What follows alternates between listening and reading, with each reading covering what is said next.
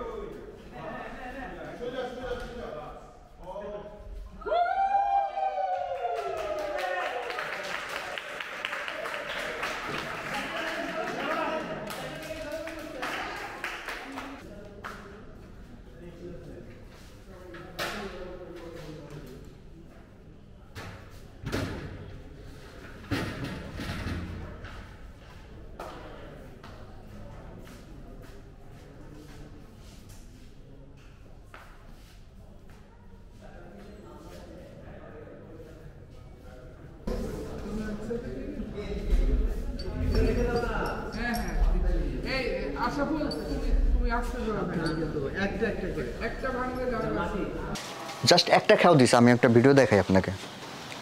দেখছেন নদীতে গেলাম পরে ওনারা হয়েছে, খুব রিকোয়েস্ট করলাম যে ভাই একটু একটু দেন না, কয় না এখানে দেওয়া যাবে না, কারণ এখানে এই শাকার মাছে ভর্তি, এগুলো করা যাবে না। জাস্ট একটা খাও মারছে, জাল ভরে গেছে এবং ছিঁড়েও গেছে বিভিন্ন জায়গায়, ওই যে ছিঁড়ে গেছে জাল। খুব শক্তিশালী মাছ, খুব শক্তিশালী, ধরা খুব কঠিন।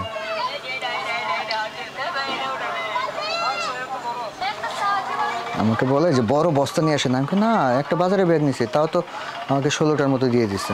হ্যাঁ, এই 16টাই মোল করছে। মোল করার পরে আমাদের এখানে বেজি আছে না, ওদেরকে দিয়ে দিচ্ছে, ওরা খাইছে। নষ্ট করবো কেন? সেটাই। ওরে বাবা, এটা তো ভয়ঙ্কর। হ্যাঁ, এইখানে মাছগুলো এনে আমি এগুলোকে মোল্ড করলাম এইভাবে সাজিয়ে সাজিয়ে।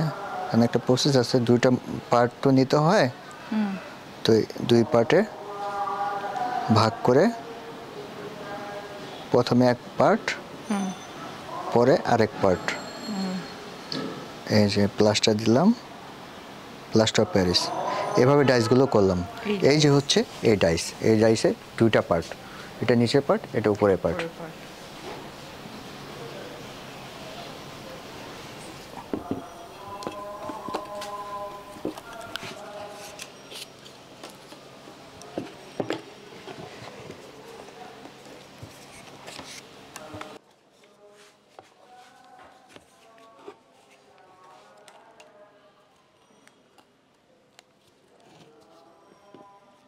এই যে বিষয়গুলো যে হুট করেই নদীটার চেহারা চেঞ্জ হয়ে গেল, এই জন্য তাই তো আমরাই প্লাস্টিক বর্জ্য, হ্যাঁ, তার সাথে সাগার ফিশ, আবার আরেকটা বিষয় চলে আসলো। তো ওই বিষয়গুলো নিয়েই আমি কাজটা আসলে শুরু করি। এখন ভাবনাটা আসে অনেক আগে, ওই যে বললেন যে স্টুডেন্ট লাইফ থেকে যাইতাম, আমাদের ক্লাস ওয়ার্ক তো থাকতোই, তো তখন থেকে আস্তে আস্তে ট্যানারি ছিল, ট্যানারিটা এখন নাই, তো বর্জ্য কিছুটা কমছে, কিন্তু তারপরও অনেকখানি তো তো মানে কমানো সম্ভব হয় না। এখন কিছুটা উদ্যোগ নিছে, আস্তে আস্তে হয়তো এটা রিকভার হবে। এইটা আসলে একটা গল্পের মতো, আমার ব্যক্তিগত উপলব্ধি থেকেই করা একটা গল্পের মতো। আমি কাজের শিরোনাম দিয়েছি ফ্লো অফ ড্রিমস। এটা আমার একটা স্বপ্নের মতো, যে সময়টাকে আবার ফিরে আসুক।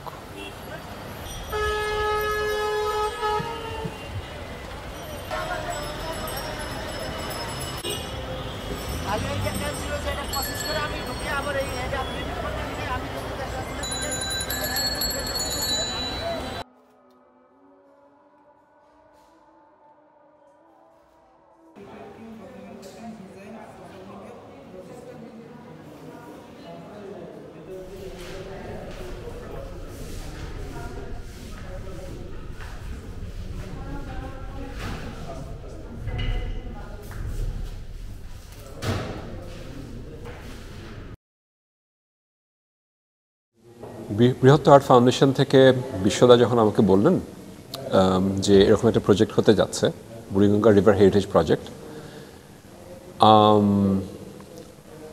আমি আসলে খুবই খুশি হয়েছিলাম। তার কারণ হচ্ছে আমার নিজের প্র্যাকটিসে, নিজের কাজে বা নিজের বোধনের জায়গা থেকে নদীটা খুবই জরুরি ছিল। নদীর সাথে আমাদের সম্পর্ক চিরন্তন। আমরা নদীর পাড়েরই মানুষ। আমার নিজের দাদা এই নদী কেন্দ্রিক একটা ব্যবসার জন্য ঢাকাতে আসেন। আমি যখন প্রজেক্টে ঢুকলাম, কাজ করা শুরু করলাম, আমার অদ্ভুত সুন্দর একটা চর্চার মধ্যে দিয়ে আমরা সবাই গেছি আমার মনে হয়।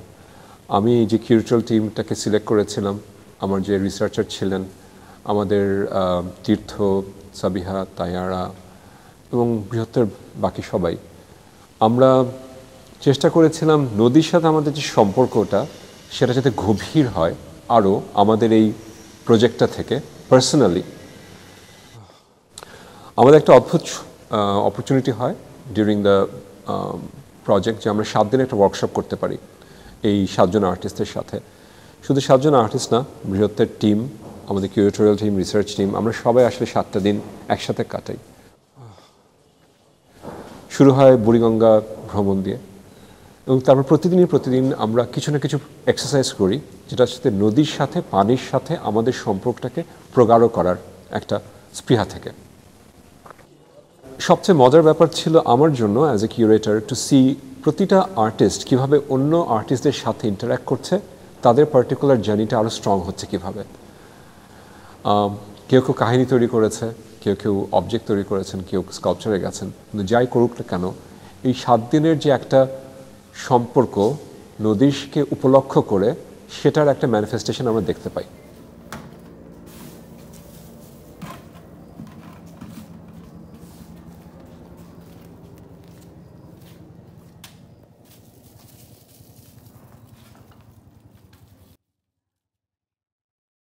শৈশব কেটেছে ওই নদীর পাড়ে, আমার বাসা চাঁপাইনবাবগঞ্জ।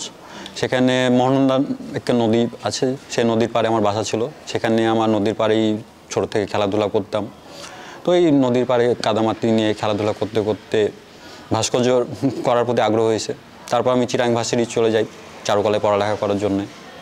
সেখানে থাকা অবস্থায় কর্ণফুলী নদীর পাড়ে খুব ঘোরাঘুরি হইতো আমাদের। কর্ণফুলী গিয়ে আমার দেখতাম সেখানে ওই দখল দূষণটা খুব ভয়ানক একটা ছিল। সেই থেকে যখন আমি কনসেপচুয়াল কাজে করা শুরু করি, তখন আমি ওই কনসেপচুয়াল কাজ হিসাবে আমি কর্ণফুলী দখল দূষণটাকেই আমার কাজে নিয়ে আসি।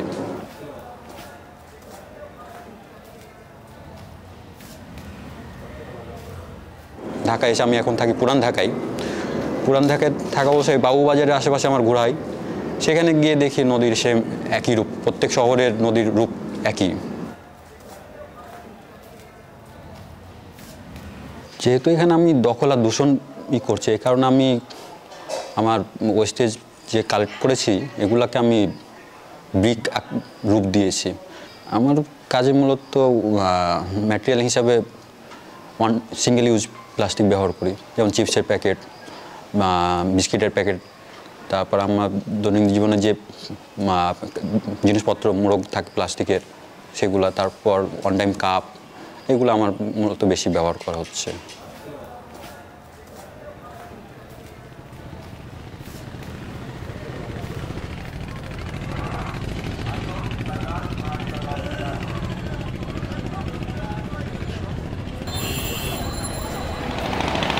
ঢাকা শহরে কোনো সিটি কর্পোরেশন বলে কিছু নাই। ঢাকা শহরে এখানে আমরা যদি নদীর জন্য যে একটা আছে, নদী রক্ষা কমিশন আছে, এরকম নানান আছে, তারপর মন্ত্রণালয় আছে, তাদের কোথাও কোনো উপস্থিতি আসলে ওইভাবে টের পাওয়া যাবে না, কারণ যে যার মতো যেভাবে ইচ্ছা করতে পারছে আর কি।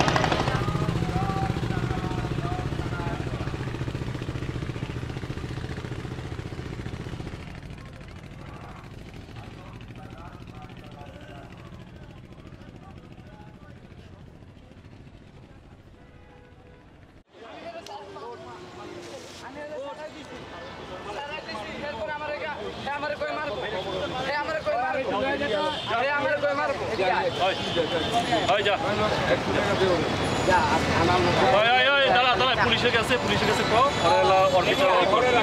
মরে গেলে কই যাবো, পুলিশের গাড়ি আছে, ভাই কি হয়েছে? আরে এরা ডেন্ডি পিচ্ছি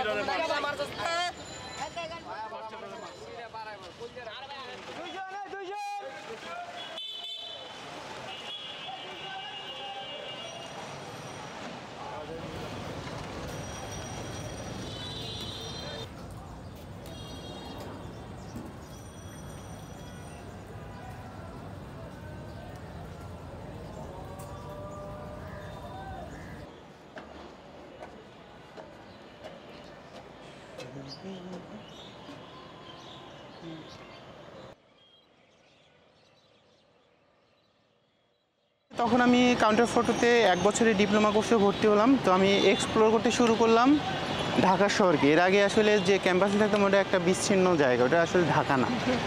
তো এরপরে তখন আমি মিরপুর থাকি। তো আমি মিরপুরের আশেপাশে 12 নম্বর বা তুরাগ নদী এই জায়গাগুলোতে যাইতে শুরু করি। তো মুশকিল যেটা হয়, আমি বরিশালের মানুষ, তো আমার কাছে ওইখানে নদী একদমই ভিন্ন রূপ। ওইখানে নদী আসলে শাসন করে। আমাদের ঘরবাড়ি কেমন হবে, খাবার কি হবে, সব কিছু নদীর সাথে এক ধরনের সমঝোতা করে মানুষকে ঠিকঠাক করতে হয়। কিন্তু এইখানে এসে আমি নতুন এক ধরনের নদী আবিষ্কার করলাম, যে নদীটা শহরের সাথে কোনোভাবে আপোষ করে টিকে আছে।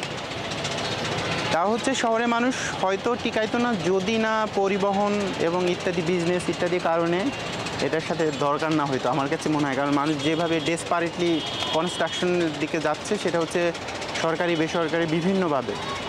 তো এই কারণে তখন এই নদীটা আমার একটা ধাক্কা। তো তখন আমার কাছে মনে হচ্ছে যে আমি সম্ভবত এটা নিয়ে কাজ করতে পারি। ক্লাসে যখন আমাকে জিজ্ঞেস করছে কী নিয়ে কাজ করব, তো আমার কাছে মনে হলো যে নদী নিয়ে কাজ করা আমি করতে পারি।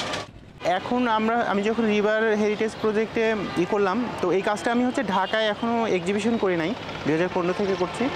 তো আমার একটা অপরচুনিটি খুঁজতেছিলাম ঢাকায় কীভাবে এই কাজটা দেখানো যায়। যখন আমি দেখলাম এই রিভার হেরিটেজ প্রজেক্টটা অ্যানাউন্স করা হয়েছে, তখন আমি বুড়িগঙ্গাকে ফোকাস করে অ্যাপ্লিকেশনটা এভাবে করেছি যে বুড়িগঙ্গা এখন আমার দেখা হচ্ছে। এই জায়গাটা, নদীটা এত বেশি ব্যস্ত এবং আমার কাছে যেটা মনে হয় যে এটা বড় একটা থিয়েটার। আপনি হচ্ছে হাতের মধ্যে কিছু বাদাম নিয়ে বসে গেলে আপনার দেখা জিনিসের কোনো অভাব নাই। এটা হচ্ছে যে কোনো মুভির চেয়ে হচ্ছে এক্সাইটিং ব্যাপার। এই পুরো জায়গাটা বুড়িগঙ্গা সারাক্ষণই যেদিকে তাকাবেন সারাক্ষণই ব্যস্ত, একটা না কিছু না হচ্ছে।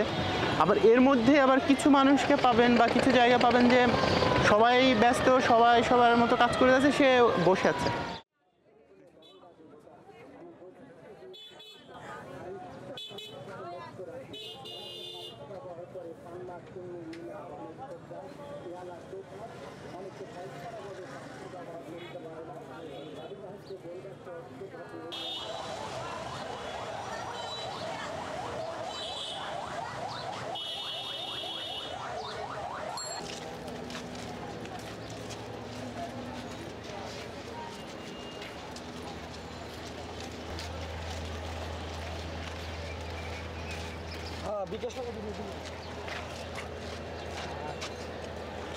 যান যান যান যান।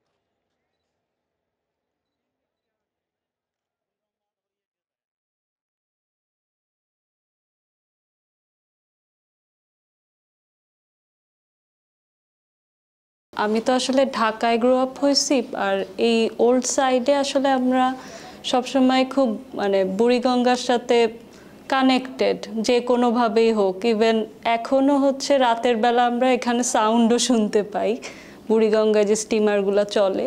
আমার প্রজেক্টের মেইন কনসেপ্ট ছিল মেইনলি বায়োডাইভার্সিটি। সো আমি হচ্ছে কাজটা করতে চাচ্ছিলাম প্রথমে যেগুলো হচ্ছে এখনও হচ্ছে আমাদের এনভায়রনমেন্টে আছে এরকম জিনিসপত্র নিয়ে, কাক বা গুই সাপ এই টাইপের অ্যানিমেল নিয়ে আমি আসলে চাচ্ছিলাম প্রথমে কাজটা করতে। কিন্তু তারপরে আসলে যখন থটটা ডেভেলপ হলো, তখন হচ্ছে আমি হচ্ছে চিন্তা করলাম আগে যেগুলো ছিল, প্রথম থেকে যেগুলো ছিল সেগুলোর সাথে এখনকারগুলা হচ্ছে একসাথে করে যদি কোনো একটা কাজ করা যায়।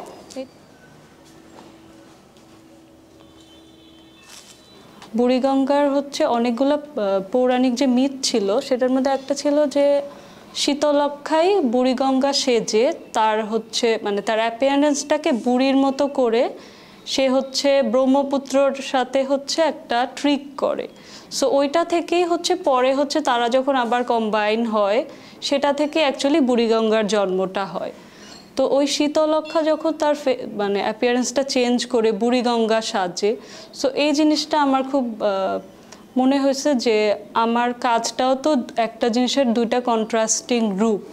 আমি শীতলক্ষা মানে বুড়িগঙ্গার আরেকটা রূপ যে শীতলক্ষা, ওইটাকে কল্পনা করেছি। যেমন এটায় হচ্ছে কুমির আছে, তারপর আমাদের এই সাইডে যে ময়ূর ছিল ইভেন, তারপর লেপার্ড ছিল, এগুলো সবই হচ্ছে বুড়িগঙ্গার আশেপাশের এরিয়াগুলোতেই এক্সিস্ট করতো।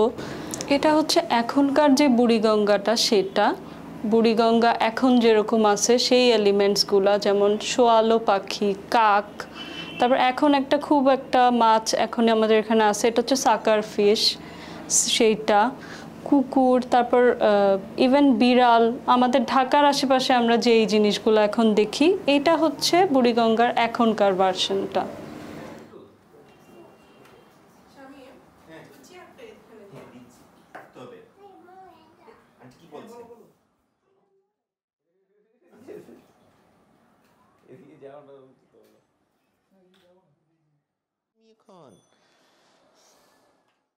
একটা লোক ওই লোকটা হচ্ছে আমাকে হঠাৎ করে, আমি একদিন সোয়ারিঘাটে সন্ধ্যাবেলা দাঁড়ায় ছিলাম, সালটা 2010-এর দিকে। তো ওই সময় একটা লোক আমাকে সে বলল হুট করে যে আমার মেয়েকে দেখছো, দুইটা কথা ছিল। তো আমি খুব অবাক হয়ে গেছিলাম, কারণ সবাই ছবি আঁকতেছে নিজের মতো করে, আমরাও ছবি আঁকতেছি, সন্ধ্যা হয়ে যাচ্ছে, সবাই ব্যাক করতেছে। তখন এসে হঠাৎ করে একটা লোক, পাগল টাইপের, উস্কো চুল, চোখগুলা খুবই কেমন জানি ছিল, হ্যাঁ, শুকনা একটা লোকের মতো। আমার গল্পটা না মাথায় রয়ে গেছিল। এই লোকটা আমি লিখে রাখছিলাম অল্প করে নোটস, যে একটা লোকের সাথে দেখা আমার ডায়েরিতে।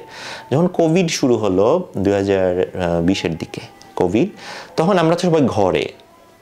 আমার মনে হলো কি, আমরা সবাই ঘরে, লোকটা তো নিশ্চয়ই ওর মেয়েটাকে খুঁজতেছে, ও তার ঘরে নাই, যদি সে থাকে। এটা থেকে আমার কল্পনাটা শুরু হয়। এইটা হচ্ছে গল্পের কতগুলা ইমোশনকে নিয়ে আঁকা।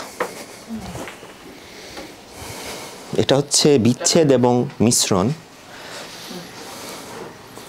এটা হচ্ছে লোকটা যে খুঁজে বেড়াচ্ছে পুরা নদীর পাড়ে, ওকে খুঁজে পাচ্ছে না। আমি ইচ্ছা করি অনেক কালো করে ফেলছি, যাতে একদম পানির মতো করে, দেখবে না কেউ, দেখতে পাবে আবার পাবে না। এটা হচ্ছে ওর স্মৃতি, যে লোকটার যে স্মৃতি নদীর পাড়ে, ওর যে সময়গুলা যে কাটছিল মেয়েটার সাথে, সিরিজ সাজাইছি আর কি, পেইন্টিংয়ের মতো।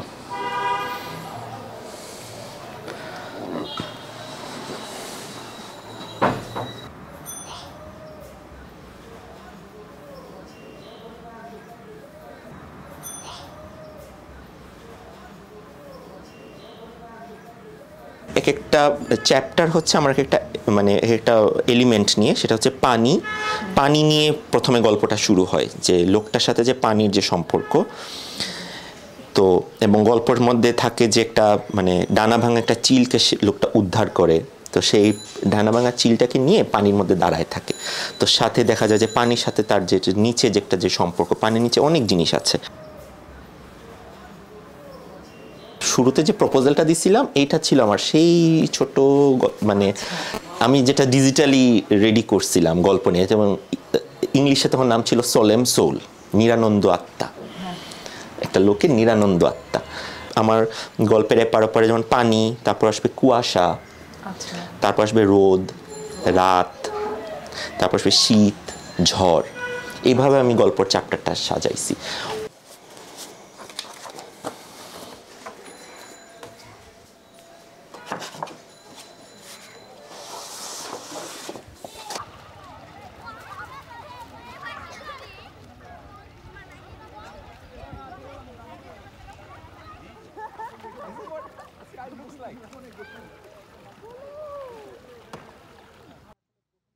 পুঠিয়াজানি আসলে প্রথম যেদিন আসি, পুঠিয়াজানি গ্রামটা ছিল আমার জন্য খুবই দুর্লভ একটা জায়গা। সত্যি কথা, যে এখানে আসলে রিসোর্সমেন্ট আমি এতটা পাইনি, যেটা হচ্ছে কি, যেটা দিয়ে আমি আসলে এত হিউজ একটা স্ট্রাকচার অথবা এইগুলো আরও কিছু কাজ করে যাব। কিন্তু ধীরে ধীরে যখন লোকালি ইনভলভ হতে থাকলাম তাদের সাথে, তখন বিষয়গুলো সহজ হতে থাকলো। একটা টিম হিসেবে নিজেকে তৈরি করতে আসলে প্রায় এটা 1 মাস লেগে যায় আমার এখানে। সত্যি কথা, যে হচ্ছে গিয়ে এখন হচ্ছে গিয়ে দেখা গেছে এই টিম মেম্বারটা আমার একটা পরিবারের মতো আমরা হয়ে গেছি 1 মাস কাজ করতে করতে।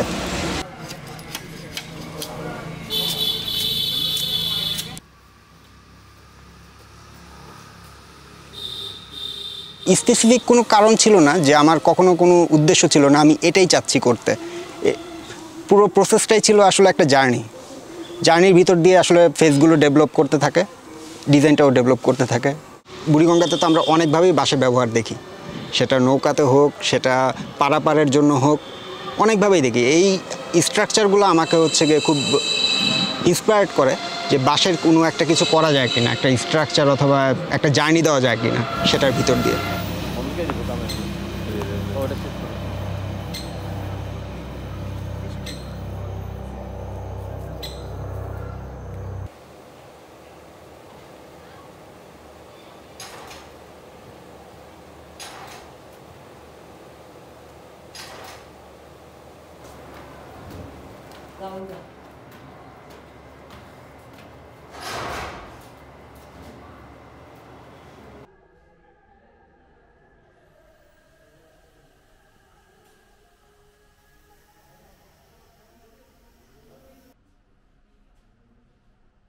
আমরা অ্যাজ এ গ্রুপ তখনই সার্থক হব যদি আমাদের এই কাজগুলো কারো মনে বুড়িগঙ্গার সাথে সম্পর্কটাকে আরও প্রগাঢ় করতে পারে।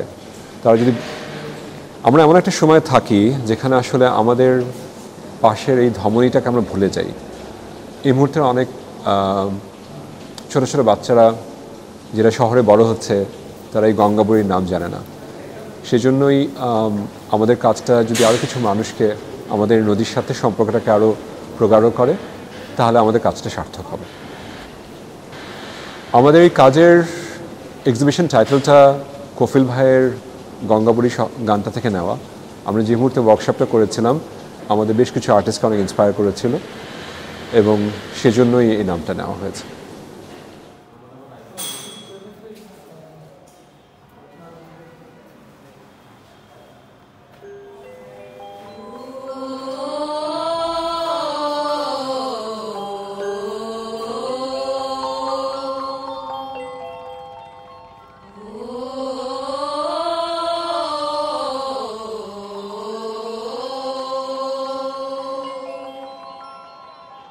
এ বসি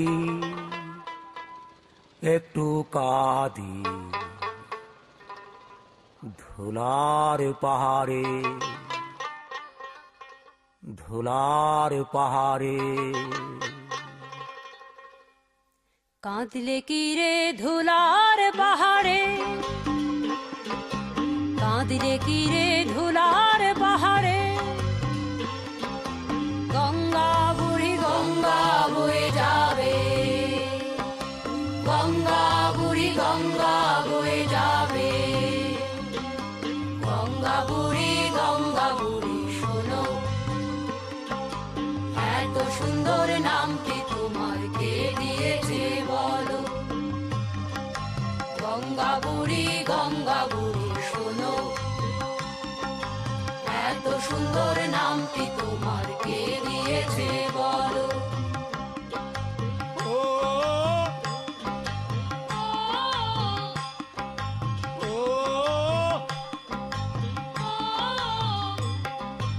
নামে চুমু নাই রে আমার, নামে ঘুমো নাই, নামে চুমু নাই রে আমার, নামে ঘুমো নাই। প্রাণে প্রাণ মেলাবই বলে রাখি, প্রাণে প্রাণ মেলাবই বলে রাখি।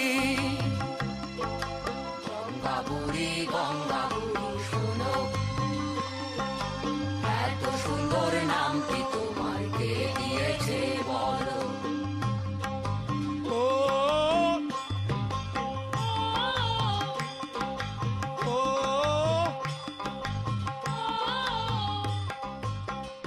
এমন তো হতেই পারে কে গাইতে গাইতে, কাঁদতে কাঁদতে যে কেউ